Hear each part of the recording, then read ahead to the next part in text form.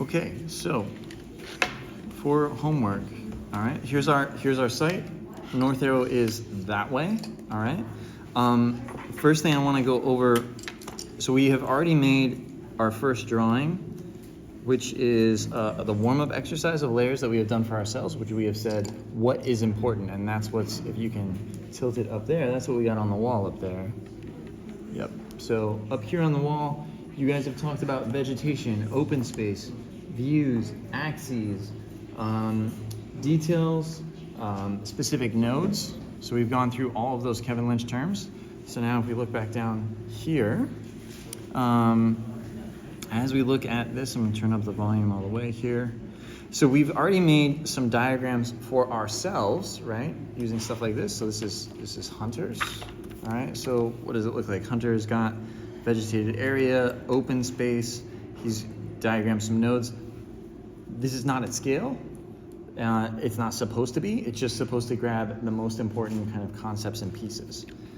The next step for you guys to do is to get a drawing at scale. And I'm doing this digitally, but also analog. So for homework, you can do all digital, all analog, or a combination thereof, but we need to have good line weights, good line types, and plenty of construction lines. You may also want to add an annotation layer that you turn on and off. So here, the blue arrows represent long distance views. The short blue arrows are smaller views, important nodes, crossings, circulation. These yellow lines that we have here represent paths, and then we have edges that are kind of hard no-go zones for the site. And then we have other kind of boundaries that are more perceptual. In the gray, we've outlined places that our previous sites have found have been, let's say, fertile places to exist. Okay, the first thing that I want to introduce was we are also talking a lot about context, and you guys have a lot of photographs of what context is. Katie even shared with us kind of from a sound point of view, an event point of view, what a different event is on site. But for Thursday, we're going to be starting to deal with light. And so in order to do that, we're going to need to introduce where the sun comes from. And we spent a lot of time talking with amongst ourselves and also with the freshmen, the importance of what sun does on a site. So this is a sun diagram here, okay? You guys have seen this before, but it's important that we organize it so that north is north. So north on our site is this way. I'm gonna make this really big. So can you guys see on my Google map that north is this way? So I kind of pointed at Elena. I'm gonna make this sun diagram nice and big. And it's going to always be centered on, it's only true for this point, right? So if I move this over, right, the sun isn't different over here, it moves and is the same. So I'm gonna set that in place. And now I'm gonna just pull down the brightness on this so that you guys can see what this means. So what this means is that on the sun layer, this is where the sun rises in June. So in June, the sun will be rising over here at the summer solstice. And at the winter solstice, the sun will be rising from down here. That's the amount of change that happens. And we just passed the equinox, so that means that if we're on site right now, when the sun first pierces the horizon, it'll be shooting across this way. Now, check this out. There's some interesting things that happen. At the solstice, the sun is almost completely aligned with that cliff face at the summer solstice when it comes up. That might be an interesting solar condition, that on June 21st, something special happens on this site, which is that the sun kind of shoots across the valley there.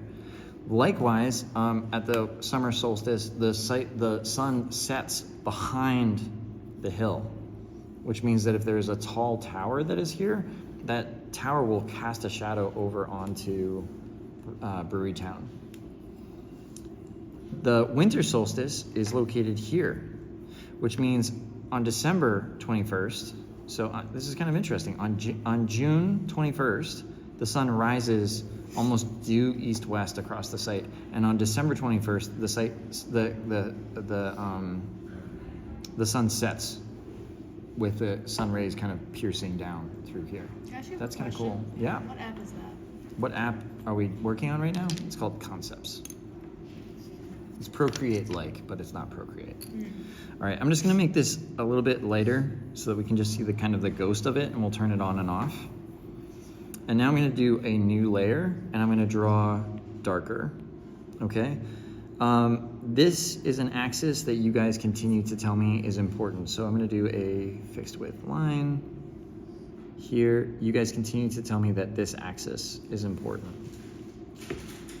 We also keep telling me that this axis is important and that moving along this line has importance to you. You guys have continued to say that this area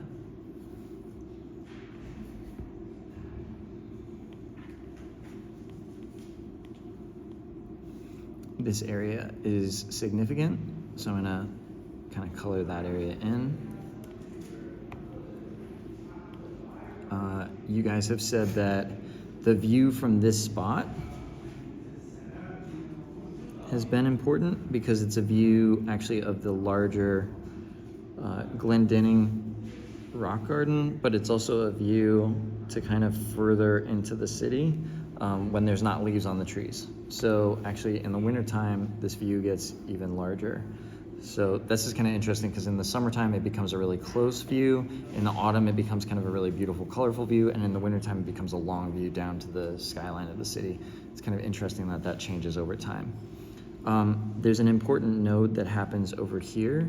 So I'm gonna put information here.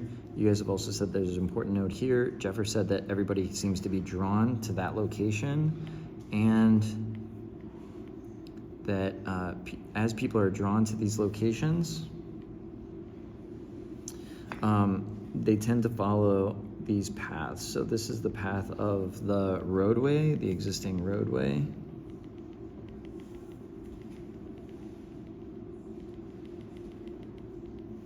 And then this path, which I'll do in a different color, is kind of the paths of the animals and people. This kind of breaks away and goes up here. So based on the surveying that we've done so far,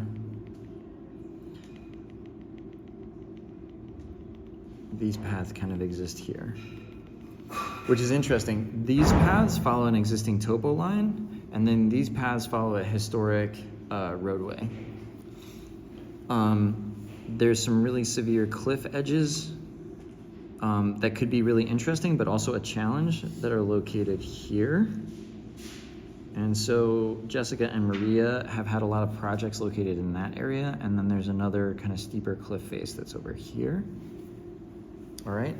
I could continue to do more axes, boundaries, and districts across this. But ultimately what I'm going to try to do is to turn off the initial layers so that I'm left with my site diagram. Okay. Now what we're gonna do, we might need to pull that back, is that I'm gonna line up my site. Now, you guys have a really extensive site model, but I'm gonna lay out my site from here, and I'm gonna put my diagram with it. And you might need to go to 0.5 there. Yep. Okay, so remember I said that I bought you guys a bunch of dowels so that we can insert those dowels as trees.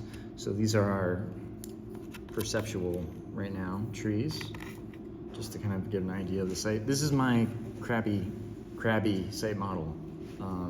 But what we're gonna do is, like, there's an existing axis, so I'm gonna try to put that in right now with the pieces that I've got. So let's imagine that that existing staircase is there. And now I have to build out based on the information that I have. So, chapel, meditation spaces, support structure, maybe a different volume, hardscaping and entrance, landscape. So now I can choose to place my program either contrasting or cohabitating or collaborating with the diagram that I've made. So based on what I discovered about the sun rising on, it would be really cool, I think, to be in this chapel on June 21st for a sunrise gathering where everybody kind of comes together as the sun comes across here and hits it. So I'm going to orient it that way. And then more likely, because as you guys know I'm not a morning person, I would be here on December 21st to watch it happen for the solstice, right? The winter solstice. So I'm going to arrange it that way so that it grabs the sunlight into that space. Maybe I want that space to be a little bit bigger. So I'm going to arrange it like so. And this is that space that kind of, we have that picture of Katie going like arms out to the world. So maybe maybe I want to kind of create a space that does that there. So I'm going to arrange my site. Maybe that hallway becomes an entryway that brings these two spaces together. Using the program that I already have, right? This gives me an idea of the sizes. So like this could be the meditation spaces, this could be the meditation spaces. Or I could have these be the meditations. Like what if it was a bunch of meditation rooms side by side by side? Or maybe it's a large guided meditation room. Do I want to have those meditation rooms like off to the side here? Well, do you see how everything right now is kind of not talking with each other? Let's see if we can't move these things in. Maybe this tree becomes a part of like where everything is together. Look, so let's like start saying, oh, that tree just became really special, right? So we're starting to adjust the program so that it's talking to each other. And it's augmenting this diagram that I have. This starts to come across and maybe cantilever a little bit. That creates a space underneath it. That reminds me of like Jessica's project where she had like kind of a cave. Actually, it reminds me of Kiara's project where you had a space for a person underneath here. Maybe that means that there is an opportunity for a staircase. If I was making this and I was Hunter, I would use a knife to cut this really nicely, but I could start saying like that's going to be a staircase that's in there for these spaces. Maybe that points directly at the winter solstice, and I start to adjust these things more.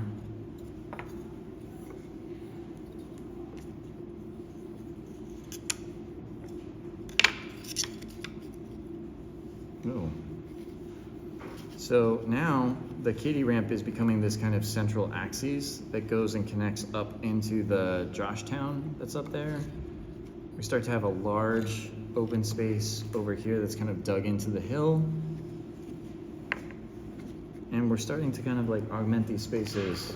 I would start cutting these pieces down even more, but we have this walkway. And the other thing that's really important is, do you guys see these cuts? Like this starts to suggest, I don't know, what would that be to you? Maybe a pond. We can make that into a water feature or a bonfire.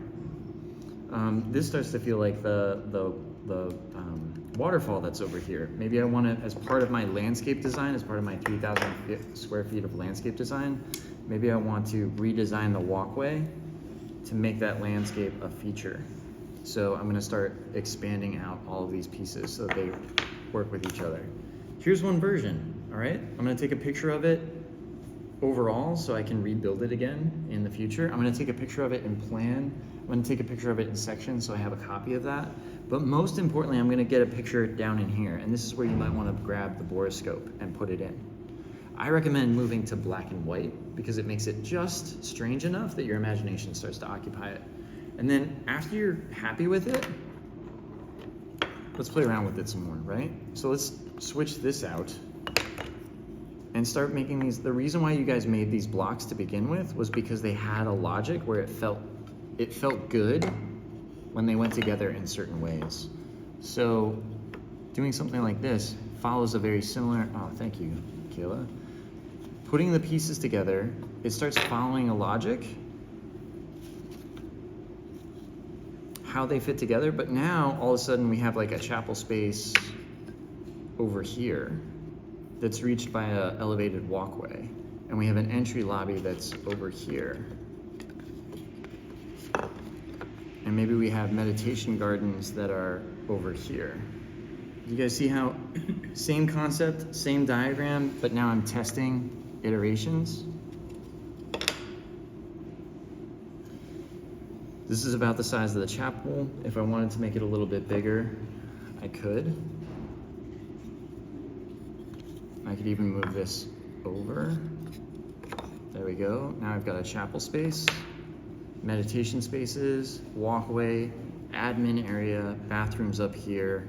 Still got my Katie walkway. Still got my little hunter staircase over here. I could even decide that I'm gonna build it into the site even more by making the hunter staircase, right? This might be your, and there's no reason why we couldn't grab ideas that you guys had from previous projects. Some of you have some really cool ideas. Like, I wouldn't be surprised if your Ascension came back. I wouldn't be surprised if your language from Ascension came back. I wouldn't be surprised if some of the idea of creating a structure that then gets like this recycled materials kind of onto it, where it might start growing things, or it might start like changing what it looks like as people continue to bring rehabilitated materials to it. But now we have an idea of how big that program is, where those adjacencies are. If you're not sure what to do, right? So if you've adopted site programming from Spain section, check it out. If you want to look at what some ideas are for taking program and putting adjacencies next to each other, you guys see up there, the very top, it says Church of Light. There's an idea for program on top of the chapel, where the chapel is actually existing on the slope of the ground. There's an idea over here for a structure where the program gets increasingly taller. All of this is usable and referenceable. So these bubble diagrams, actually, if you're feeling really stuck, grab one of these bubble diagrams and build it with your blocks. Do you see how I'm not using all my blocks? I made too many blocks on purpose. I made too many blocks, but I have things that are ramp-like, I have things that are platform-like. I can cut them, I can break them. There's an important reason why all of my landscape isn't just a rectangle. I made it into these shapes too, so that I could, it could have a space underneath it, or it could start to fit together and have, a gap that makes sense. Or I could start to place it like this. Maybe I want to have a really large,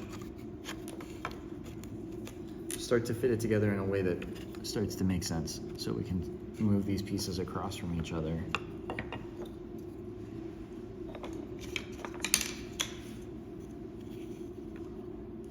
Maybe that aligns with a certain day.